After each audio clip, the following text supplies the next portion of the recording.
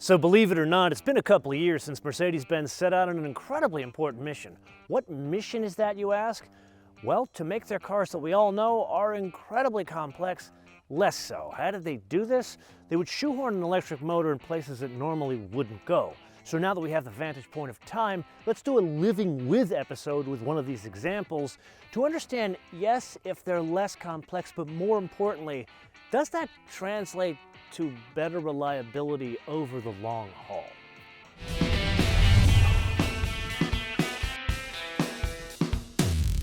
So as you and I set out on this experiment, let's first lay out some parameters. What are we trying to accomplish? Yes, this is a living with episode, but are we trying to understand what it's like to live with another flavor of GLE? Or more importantly, are we trying to understand what it's like to live with that propulsion system? I would argue it's the latter. So what is that propulsion system? Well, a brief recap. Mercedes-Benz has brought back the 3-liter inline-6 Vielen-Dank, but here they paired it with the 9-speed torque converter automatic, but more importantly, they put an electric motor, and not just a run-of-the-mill electric motor, they put an integrated starter generator motor in between the engine and transmission, and in the process, they have taken away the starter motor as well as the accessory drive. That's the point about making this less complex. And the hope when we first started seeing these, and I think the first episode we did was with the CLS with this same power plant, the idea was less moving parts. Will that mean more reliability after 5 years or more of ownership? We're not quite at 5 years, but now we have some time driving these vehicles, as well as some folks to speak to that have been servicing these vehicles. So yes, a quick car, because what is it, almost 430 horsepower, and believe it or not, almost 400 pounds of torque. So they put this like somewhere between a real AMG and a serial production Mercedes, even though they call this an AMG. Okay, now that we have the parameters all set, and we've gone through a recap as to what this is and why it's important, keep all of that in mind as we go through today's experiment. That said, a favor, if you get value out of these episodes, please share them, like them, and hit subscribe.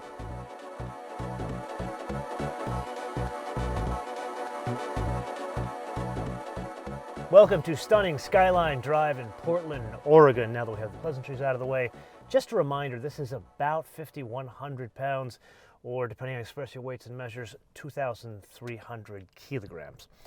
With that, this is a quick car. Remember, we've driven this engine in many different carrying cases, but even this one, probably the heaviest they put it in, this is still probably too quick for this road and in and around a place like Portland. And really, we have to go back to what this mousetrap is about. 0 to 60 in this, what I would term the middle AMG, it's just over 5 seconds. And when you think about how tall this vehicle is, how long the vehicle is, and really how much it weighs, there isn't much that can keep up with this that isn't a $150,000 full-fat AMG or M car. But really what you and I have to discuss is the technology since this engine or mousetrap has come out, and that's the turbocharger with the electric motor that pre-spools the impeller wheel. It works well in the C43 or the SL43, but I'm gonna go down on record, this is the better mousetrap, at least from driving dynamics and the overall livability. Like that SL43 we drove together, lovely car, and it's quick enough, but the problem is the sound. It doesn't reinforce the cost of that vehicle, what it's trying to be. If I'm reading the tea leaves correctly, the reason why they've gone with this 4-cylinder that has the electric motor in it, as opposed to this, number one, cost. This is probably more expensive. Or the ever-increasing restrictions in the EU, the 4-cylinder they think can have a longer life cycle than this. I would argue, probably put the engineering in this, squeeze a bit more fuel economy bits out of it, and make this the de facto standard in what should be the SL53 or the C53. Think about the benefits there. Yeah, it's significantly smoother, inherently smoother, because it's an inline-6, but then there's the delivery of fantastic torque, not just from the inline-6, but the combination of the inline-6 and that integrated starter generator motor. So yes, these things are hybrids, but they were never intended to be high mileage hybrids like a Prius. These were always intended to add more performance. That's why the electric motor added torque in addition to an inline-6, which inherently is more torquey. But fuel economy, when we've tested them in the past, the best I've done is somewhere between 15 and 17. Now granted, I was testing those cars. This one I've lived with it in and around Portland, and I love Oregon. I love my family that lives in Oregon. But Portland, you drivers, if you go any slower, you're going to go backwards. But even with that, I did drive this thing aggressively, and shockingly, I'm doing an average highway as well as around town 20 mpg, 5,000 pound SUV.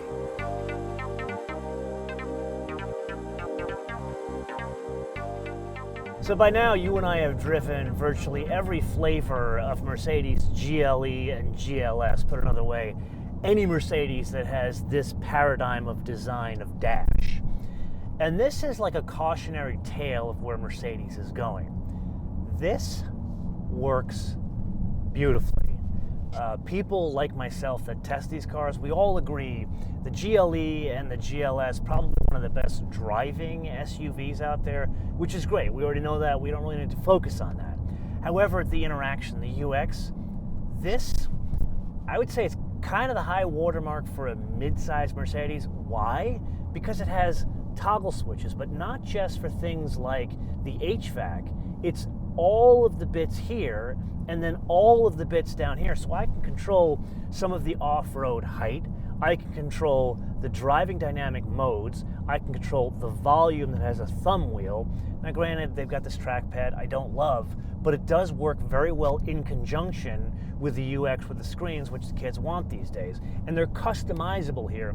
Yeah, I've got the IWC over here, which I'm kind of a sucker for, and I've done the Super Sport over here, but really that's not what this is about. Our discussion today is about living with it, and that's about all the toggle switches, the seat controllers that are real buttons that are separate from the door panel. In other words, it doesn't have this like weird combo of haptic feedback and button like the new EQs have.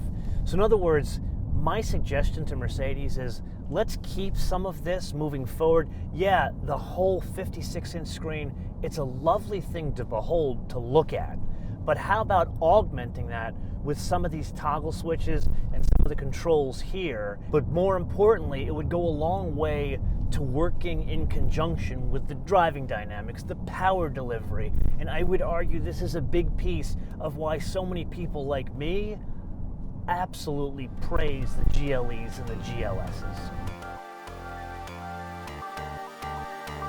So these fall under the heading of an SUV with a lot less U. Why is that the case?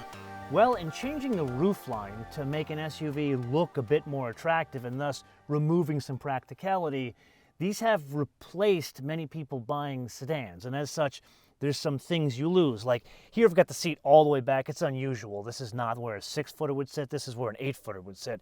And there's still some room back here. But after finally understanding why people buy these things, that's not really the issue. The issue is back here. You're losing utility because of the sloping roofline. Thus, you lose the idea or concept to put boxes in an SUV. This kind of stuff, it still works. There's still storage. Then we have to talk about other practicality, and that is the price. Whether it's this carrying case or any other Mercedes with this propulsion system, they're not cheap. They start around 80 grand for a sedan. This one's 90 grand for the GLE 53. This one doesn't have a lot of options, only about 5 options. The most expensive of which are the wheels. It's about $3,000. The paint's another $1,700. This one comes in at $99,000. So this experiment of living with these things, they're mainly for rich people. So let's you and I switch over to my homebrew, which means let's go to Sport Plus on the suspension, keep comfort on the engine, and then everything else in comfort. And here, this is what I've been using around town. I've used this to visit the family up here in the general Portland area. So I've done things like screaming up and down Skyline Boulevard here, but also taking my 10 and 13-year-old nephews to their respective football games. So basically, I've been kind of like a soccer dad, using it around town, and some of the roads not great here. And that's where I have to say this whole experiment has been a surprise for me, because I've never had one of these GLEs or GLSs in that kind of use case, where I'm being unusually practical, car full with children and relatives and gear in the back, and it was supple. It wasn't to the point where it was no composure, but really that's the balance in the learning with experience rather than just driving on a first drive review or screaming up and down Moto Canyon. This is more usable than I originally expected or tested, to the point that I'd go so far as to saying, if one is not thinking past 5 years of ownership, this is a fantastic choice in terms of the balance of composure and compliance. And now we come to the moment of truth, because if you've been following along, so far we've seen two huge benefits. Performance and fuel economy for this vehicle is actually pretty good once you live with it. But what about the reliability, especially after owning it for 5 years? Because that's been the Achilles heel of an AMG or complex cars like this. And that's where we get into some digging I've done with Mercedes Benz North America, as well as a local Mercedes dealer in Los Angeles, even though this one's in Beaverton. And what I found is fascinating. Number one, there has been some issues with the harnesses. They've overheated, they've had to replace them, all covered by the warranty. Not a huge issue, but that's the biggest thing coming up with the 53 series of cars, not just the GLE. Then there have been a number of software updates, mainly with the telematics and the MBUX. If I'm reading the tea leaves correctly, that's more about the transition of Mercedes as a whole trying to become a technology company. Then there's that integrated starter generator motor, the 6-cylinder engine and transmission. And in speaking both with Mercedes Benz North America as well as a dealer, like zero problems. So if we're taking stock, this mission that Mercedes began a couple of years ago, it seems to be working. Now we got to put a pin in this discussion, come back to it, as these things really age out and they have a lot of miles on them to understand if the integrated starter generator motor and the lack of an accessory drive actually makes these more reliable when they get to be 5 to 10 years old. Now this is the point of the episode that we have to get to the wish list. And here I think you kind of know what I'm looking for here. Let's take this propulsion system and let's put it in other Mercedes where they're doing that whole electric turbocharger. Something tells me that won't age as well as this. Granted, we're gonna have to do a living with episode with those, but we've got, what, another 4 or 5 years to wait until we understand if those are reliable by putting an electric motor next to an incredible heat source. But I'm just one man, and this is the point of the episode. I turn around to you guys to opine in the comments below, or via our social media, MotoManTV all in word, MotoManTV all in word, Facebook, Twitter, and Instagram. And with that, if you got value out of this episode, I would highly suggest you watch our other Living With episode. Yes, a hybrid, but this time a Porsche, a plug-in hybrid. That we got some unexpected results. Till I see you in the next episode, bis später.